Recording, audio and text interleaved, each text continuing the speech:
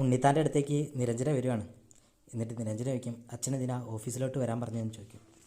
അപ്പോൾ ഉണ്ണിത്താൻ ചോദിക്കും, നീ സ്വന്തമായിട്ട് കേസൊക്കെ ഏറ്റെടുക്കാൻ തുടങ്ങിയില്ലേ, തമ്പിക്കെതിരെ എന്ത് ധൈര്യത്തിലാണ് നീ വക്കാലത്തെടുത്തത്, എന്നോടൊരു വാക്ക് ചോദിച്ചോന്ന് ചോദിക്കും.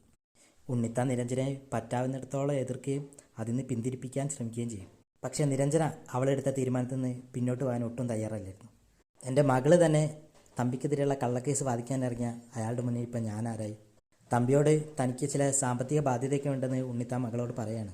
ഇതൊക്കെ കേട്ട് കഴിഞ്ഞ് നിരഞ്ജന ഫയലെടുത്ത് അച്ഛന് കൊടുക്കുകയാണ്. അച്ഛൻ ഇതൊന്ന് നോക്ക്, എന്നിട്ട് അച്ഛൻ പറയാന്നുള്ള രീതിയിൽ അതൊക്കെ എടുത്ത് ഉണ്ണിത്താൻ ചെക്ക് ചെയ്തിട്ട് ഉണ്ണിത്താൻ ആകെ ഞെട്ടിപ്പോവാണ്.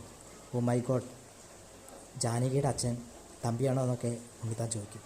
ഉണ്ണിത്താൻ്റെ മുഖത്ത് കുറ്റബോധമാണോ അതോ ഞെട്ടലാണോ ഉണ്ണിത്താനൊന്നും പറയാൻ പറ്റുന്നില്ല. നിരഞ്ജന പറയും, അച്ഛനിത് തമ്പിയോട് പറയുമെന്ന് അറിഞ്ഞിട്ടും ഞാൻ പറഞ്ഞതാണ്, ഇനി ഇത് പറയുകയാണെങ്കിൽ അച്ഛനിങ്ങനെ ഒരു മകളുണ്ടാവില്ല എന്ന് പറയും. പിന്നെ എനിക്ക് ജാനകിയെടുത്ത് ഫേസ് ചെയ്യാനും കഴിയില്ല, പിന്നെ ഞാൻ ജീവിച്ചിരിക്കില്ല എന്ന് പറയും. അച്ഛനെ വിശ്വസിക്കുകയാണെന്ന് കൂടി പറയും. നിരഞ്ജന ഉണ്ണിത്താനോട് വളരെ വൈകാരികമായിട്ട് ഓരോന്ന് പറയാം. അവസാനം ഉണ്ണിത്താൻ അതൊക്കെ സമ്മതിച്ചു കൊടുക്കേണ്ടി വരും. ഉണ്ണിത്താൻ പറയും, ഇനി മോളോട് ഞാൻ എതിർത്തൊന്നും പറയില്ല. അച്ഛൻ കൂടെ തന്നെ ഉണ്ടെന്ന് നിരഞ്ജനയോട് ഉണ്ണിത്താൻ പറയാണ്. നിരഞ്ജനയ്ക്ക് അത് വളരെ സന്തോഷവും. വീട്ടിൽ നിരഞ്ജന എന്തോ പോയിന്റുകളൊക്കെ എഴുതി എടുത്തുകൊണ്ടിരിക്കുമ്പോൾ അപർണ ഓടി വരികയാണ്. എന്നിട്ട് കയ്യിലുള്ള പേപ്പർ വാങ്ങി കയറും. അപ്പോൾ നിരഞ്ജന ചോദിക്കും, എന്താ അപർണ ഇത് കാണിക്കുന്നതെന്നൊക്കെ ചോദിക്കും.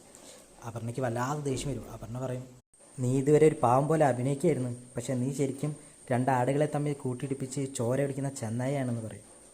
നിരഞ്ജന പറയും, ഞാൻ ചെയ്യുന്നത് എൻ്റെ തൊഴിലാണ്, ജാനകിയടത്തിൻ്റെ വക്കാലത്ത് ഏറ്റെടുത്ത് ഞാൻ വക്കീലായതുകൊണ്ടാണെന്ന് പറയും. അപർണ പറയാണ്, നിനക്ക് പണത്തിന് വേണ്ടിയാണ്, എത്ര പണം വേണമെങ്കിലും ഞാൻ തരാമെന്നൊക്കെ പറയും. ഇത് ഞാനും ജാനകിയും തമ്മിലുള്ള ഫൈറ്റാന്നൊക്കെ പറയുമ്പോൾ നിരഞ്ജന പറയും, ചേച്ചിയും ഏട്ടത്തിയും തമ്മിലാണോ ഫൈറ്റ് എന്ന് വയ്ക്കും. അപ്പോൾ അപർണ പറയും, അവളെൻ്റെ ചേച്ചിയൊന്നും അല്ല എന്ന് പറയും. അപർണ പറയേ, കുടുംബത്തിൽ പിറന്ന പെണ്ണാണ് നീ, അവൾക്ക് അച്ഛൻ്റെ വില അറിയില്ല, അച്ഛൻ്റെ വില അറിയുന്നവരാ ഞാനും നീയൊക്കെ. ഇനി നാളെ നിൻ്റെ അച്ഛൻ്റെ പേരിൽ ഇങ്ങനെ ഒരു കേസ് ഉണ്ടാക്കില്ലെന്ന് ആര് കണ്ടുവെന്ന് ചോദിക്കും. നിരഞ്ജന പറയും, അങ്ങനെ ഒരു ഇതുണ്ടെങ്കിൽ അവർ കൊണ്ടുവരട്ടെ, എന്നിട്ട് അത് തെളിയിക്കട്ടെ, ഞാനതൊരിക്കലും എതിർക്കില്ല, തെറ്റ് ചെയ്തിട്ടുണ്ടെങ്കിൽ അതിന് ശിക്ഷ അനുഭവിക്കണം എന്ന് പറയും. നിരഞ്ജനയെ പ്രകോപിപ്പിക്കാൻ അപർണ ഓരോ കാര്യങ്ങളായിട്ട് ഓരോന്നും ഇങ്ങനെ പറയും. നിരഞ്ജന ഭർത്താവിനെ കുറിച്ചൊക്കെ പറയുമ്പോൾ നിരഞ്ജന അതിലൊന്നും വീഴില്ല. നിരഞ്ജന പറയും, ഞാനല്ല വിഡ്ഢി, നീയാണ് വിഡ്ഢി, ഒരു കോലുകൊണ്ട് തോണ്ടിക്കളയാവുന്ന ബന്ധമാണ് ഭാര്യയും ഭർത്താവ് ബന്ധം, പക്ഷേ രക്തബന്ധം അങ്ങനെയൊന്നും അല്ല എന്ന് പറയും. നിരഞ്ജന ചോദിക്കേ, നിൻ്റെ അച്ഛൻ പിച്ച് ചീന്തി എറിഞ്ഞ സ്ത്രീ ഇപ്പം എങ്ങനെ ജീവിക്കുന്നതെന്ന് അറിയോ, എന്തൊക്കെ ചെയ്തിട്ടുണ്ടെന്ന് അറിയോ എന്നൊക്കെ ചോദിക്കുമ്പോൾ അപർണയ്ക്ക് ദേഷ്യം വരും. അപർണ നിരഞ്ജന അടിക്കും. പക്ഷെ നിരഞ്ജന കൈ പിടിച്ചിട്ട് പറയും, നിൻ്റെ അച്ഛനെ എത്ര മക്കൾ വേറെ ഉണ്ടെന്ന് അറിയാൻ നിനക്കെന്ന് ചോദിക്കും. ഇതൊക്കെ കേൾക്കുമ്പോൾ അപർണയ്ക്ക് പിന്നെ ദേഷ്യം വരും. അപർണ നിരഞ്ജനയുടെ കഴുത്തിലിങ്ങനെ കുത്തിപ്പിടിച്ചു.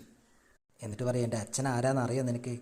അപ്പോഴേക്കും അവിടുത്തെ വേലക്കാരി വരും. വേലക്കാരി ഓടി വന്നിട്ട് പിടിച്ചു മാറ്റിയിട്ട് ചോദിക്കും, നിങ്ങളൊക്കെ വിദ്യാഭ്യാസമുള്ള ആൾക്കാരല്ലേ, നിങ്ങളൊക്കെ എന്തത് കാണിക്കുന്നതെന്നൊക്കെ ചോദിക്കും.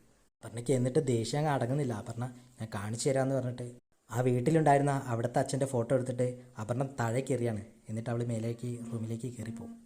നിരഞ്ജന വേഗം ഓടിപ്പോയിട്ട് അത് എടുത്തിട്ട് അതേ സ്ഥാനത്ത് തന്നെ എടുത്ത് തൂക്കിയിട്ടു. മറ്റൊരിടത്ത് എന്തോ ആലോചിച്ചുകൊണ്ടിരിക്കുകയാണ് ജാനകി. പെട്ടെന്ന് അബിയും മോളും കൂടി അങ്ങോട്ട് കയറി വരും. മോള് വന്ന് പറയാണ്, അമ്മേ, നമുക്ക് അമ്മാമ്മയെ കൊണ്ട് നമ്മുടെ വീട്ടിൽ പോവാം, അമ്മ സമ്മതിച്ചാൽ നമുക്ക് പോകാമെന്നാണ് അച്ഛൻ പറഞ്ഞതെന്ന്. അപ്പോൾ ജാനകി പറയും, മോള് വേണമെങ്കിൽ വീട്ടിൽ പോയിക്കോ, അവിടെ പോയാൽ പിന്നെ സ്കൂളിലും പോകാമല്ലോ എന്ന് പറയും.